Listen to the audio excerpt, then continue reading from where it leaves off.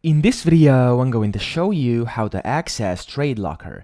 Now, the first thing you want to do, you want to go to TradeLocker.com and you want to click Start Trading at the top right.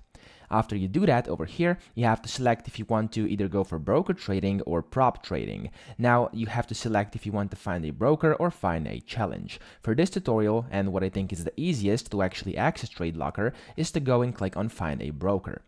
After you do this, over here you'll be able to see a bunch of different brokers and brands connected with TradeLocker, and then some of them also have free demos, so we can filter them by free demos, and these are all the ones that offer you a free demo, and you can basically use their free demo accounts to actually access TradeLocker demo and try the demo version of TradeLocker over here on the website, which I'm also going to show you how to access. So the first thing you want to do, find one that suits you best. You can go ahead, do research on them if you want to, and then just click on that. It will basically direct you to their sign up form. You'll be able to sign up for that broker, and then inside that broker's dashboard you will get your access to your TradeLocker. You will get your username, your password, and then your server. Now usually they send this via email. I actually created an account on Blue Markets. They send me an email with my login info to TradeLocker, and then I just use that to actually sign into my demo account.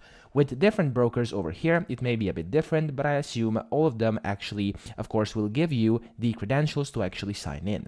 After you have your account, to access TradeLocker, go ahead and go to live.tradelocker.com if you actually want to start trading with a live account, or if you actually want to start trading with a demo account, you can then just click switch to demo over here, or just go to demo.tradelocker.com. After that, it's going to require your email, your password, and your server, which again you will receive from the broker you signed up for.